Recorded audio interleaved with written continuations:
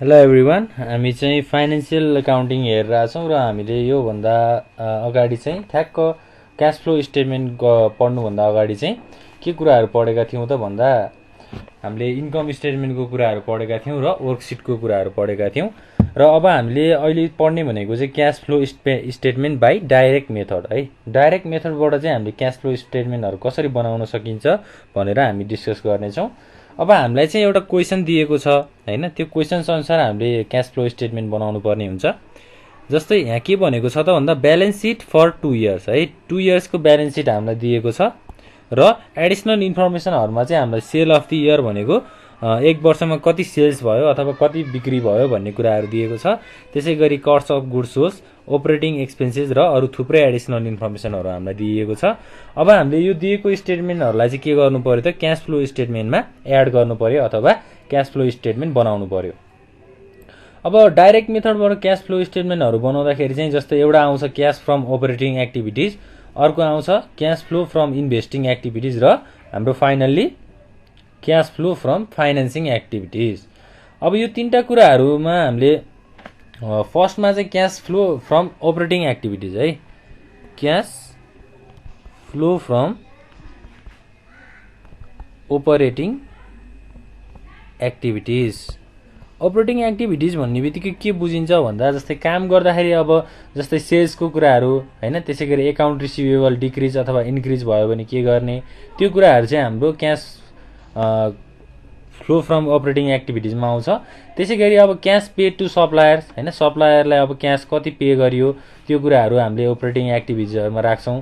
त्यसैगरी इम्प्लोइजहरुलाई अथवा इम्प्लोइजहरुलाई स्यालेरी दिँदाखेरि चाहिँ कति खर्च भयो भन्ने कुराहरू हामीले अपरेटिङ एक्टिभिटिज भित्र राख्छौं। यो हाम्रो एक्टिभिटिज हो है, अपरेटिङ एक्टिभिटिज। अब फर्स्टमा मैले के भने त क्याश कलेक्सन फ्रम डेप्टर्स। डेप्टर्सबाट क्याश कलेक्सन गर्दाखेरि जस्तै सेल्स आउँछ, सेल्सलाई चाहिँ हामीलाई एडिसनल इन्फर्मेसनमा दिएको सेल अफ द इयर भनेको एक वर्षमा कति बिक्री भयो भन्ने कुराहरू दिएको छ। हाम्रो कति छ 12 लाख छ, सेल्सलाई हामीले 12 लाख भनेर इन्ट्री गर्छौं क्याश कलेक्सन फ्रम डेप्टर्समा। त्यसैगरी सेल्स पछि के आउँछ डिक्रिज इन एकाउन्ट रिसिभेबल। अब एकाउन्ट रिसिभेबल डिक्रिज हुनु भनेको के हो त, हाम्रो लिनुपर्ने पैसा अथवा हामीले अरूले हामीलाई दिनुपर्ने पैसा चाहिँ के गर्ने त डिक्रिज हुनु हो भनेको पैसा पाउनु चाहिँ अब थोरै छ अथवा पैसा पाउनु चाहिँ कम छ भनेर भनेको छ।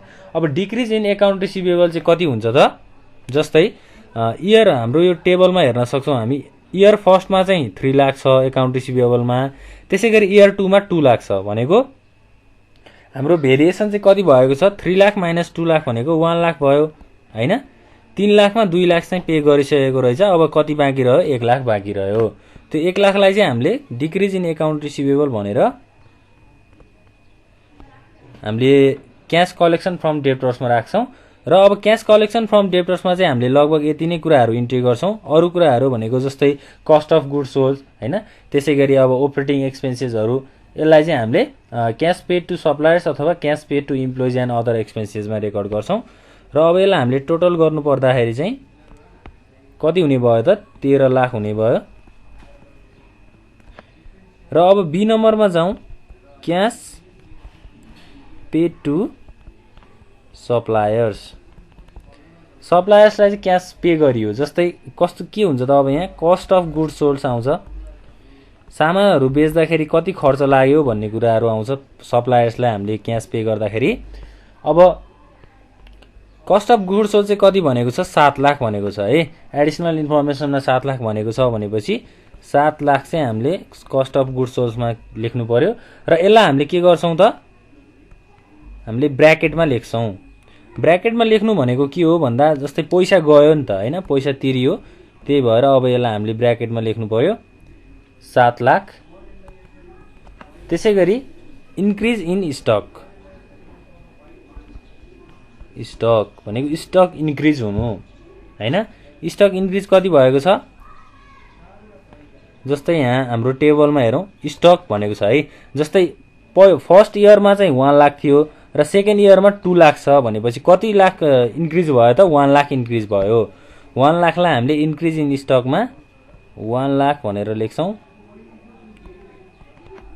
ल त्यसै गरी अब इन्क्रिज इन स्टक पनि भइसकेपछि हामीले अर्को के गर्नु पर्यो? Decrease in bills payable.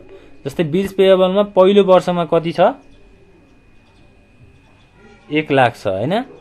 पहिलो वर्षमा 1 लाख छ, दोस्रो वर्षमा 80,000 छ भनेपछि बिल्स पेएबल अब कति बाँकी रह्यो त?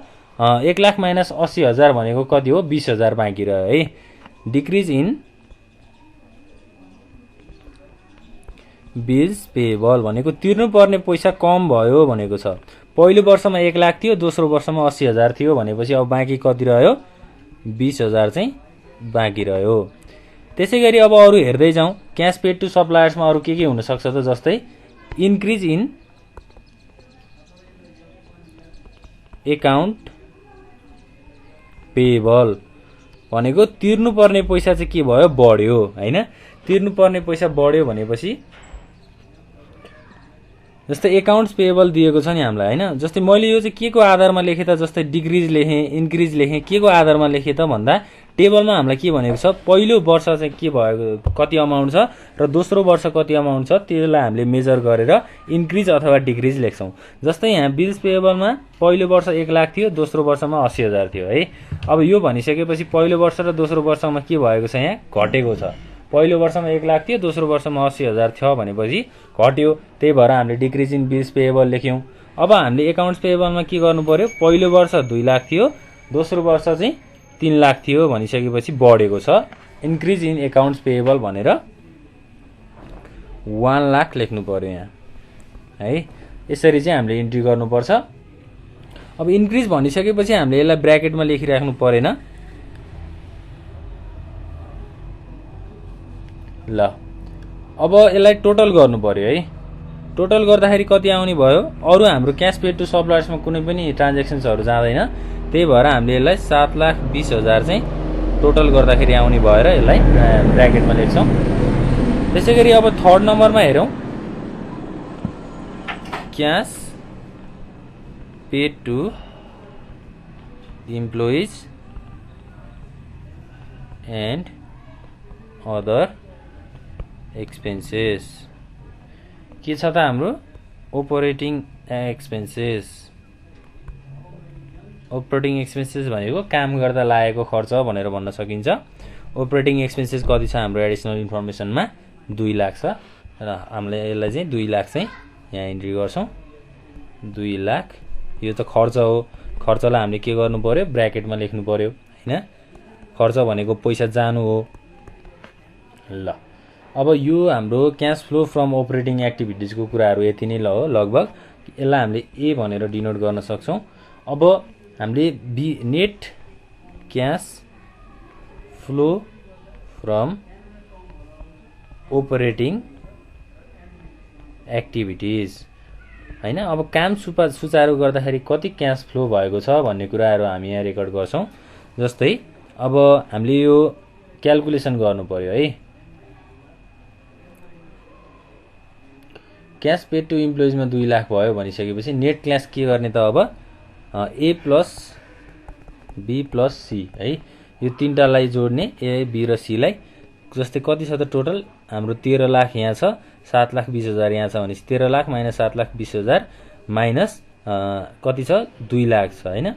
यसलाई हामीले टोटल गर्दाखेरि 3,80,000 आउँछ। 3,80,000 चाहिँ प्लसमा भयो है।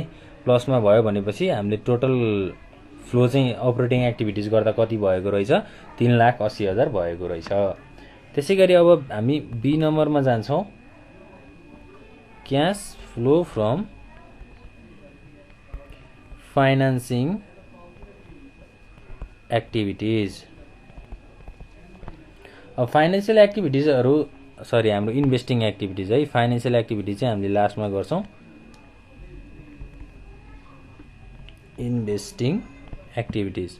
अब के कुराहरूमा इन्भेस्ट भएको छ भन्ने कुराहरू चाहिँ हामीले यहाँ लेख्छौँ। जस्तै अब यहाँ के भनेको छ एडिसनल इन्फर्मेसनमा? Fixed assets purchase ₹6 lakh and fixed costing ₹40,000 have been sold for ₹60,000 है। 6 लाख पर्ने फिक्स एसेट्स चाहिँ किनेर ल्याइएको छ र हाम्रो 40,000 पर्ने फिक्स एसेट्सलाई हामीले 60,000 मा सेल गरिएको छ। पहिला हामीले पर्चेजको कुराहरू इन्ट्री गर्नु पर्यो। Purchase of fixed assets purchase गरियो। कति लाखको पर्चेज गरियो? 6 लाखको। पर्चेज गर्दाखेरि के आउँछ? फिक्स एसेट्स आउँछ र पैसा जान्छ, त्यही भएर हामीले यसलाई ब्र्याकेटमा लेख्यौँ। र त्यसै गरी के भएको छ? सेल भएको छ, सेल अफ फिक्स्ड एसेट्स। 40,000 पर्ने फिक्स एसेट्सलाई 60,000 मा बेचिएको छ। 60,000 चाहिँ हामीले यहाँ यसरी इन्क्लुड गर्छौँ। र अब के गर्नु पर्यो? इन्भेस्टिङ एक्टिभिटिजको नेट क्यास पनि हामीले क्याल्कुलेट गर्नु पर्यो, किनभने अब इन्भेस्टिङ एक्टिभिटिजमा अरू ट्रान्जेक्सन्सहरू हामीले राख्नु पर्दैन। त्यसलाई अब बाँकी रहेकोलाई चाहिँ हामीले फाइनेन्सिङ एक्टिभिटिजमा राख्छौँ। अब के गर्नु पर्यो? Net cash flow from investing activities है। इन्भेस्टिङ एक्टिभिटिजमा अब कति फ्लो भयो त भन्दा 6 लाख माइनस 60,000 भनेको कति हुन्छ? 5,40,000 चाहिँ इन्भेस्ट गरिएको छ। त्यसै गरी अब सी नम्बरमा हेरौँ। क्यास फ्लो फ्रम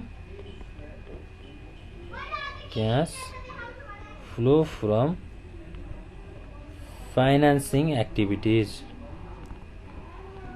फाइनेन्सिङ एक्टिभिटिजमा चाहिँ कति क्यास फ्लो भएको छ भन्ने कुराहरू हामीले हेर्छौँ।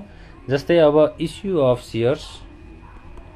सेयर कति इस्यु भएको छ हैन। अब सेयर अफ इस्युमा हामीले के हेर्नु पर्यो त भन्दा जस्तै टेबलमा हेर्नु पर्यो। टेबलमा सेयरको कुराहरू गरेको छ, जस्तै सेयर प्रिमियमको कुरा गरेको छ है। सेयर प्रिमियम भनेर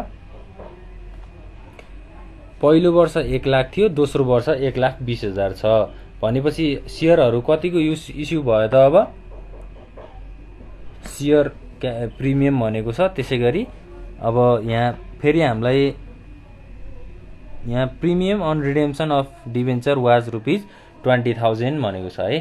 तल पनि हामीलाई डिभेन्चरको कुराहरू दिएको छ र माथि सेयरको कुराहरू दिएको छ। अब सेयर प्रिमियम चाहिँ कति हुने भयो त? 2 लाख हुने भयो है। सेयर टोटल इस्यु भएको सेयर चाहिँ 2 लाख हो। सेयर्समा 2 लाख हामीले यहाँ इन्ट्री गर्नु पर्यो। त्यसै गरी अब सेयर प्रिमियम है। अब सेयर प्रिमियम चाहिँ कति छ? जस्तै फर्स्ट इयरमा 1 लाख छ, सेकेन्ड इयरमा 1,20,000 छ भनेपछि के भयो? इन्क्रिज भयो है। सेयर प्रिमियम इन्क्रिज भयो। क्यास फ्रम सेयर प्रिमियम कति छ? 20,000 इन्क्रिज भएको छ, त्यसलाई हामीले 20,000 इन्क्रिजमा लेख्यौँ। र अब रिडेम्सन अफ डिभेन्चर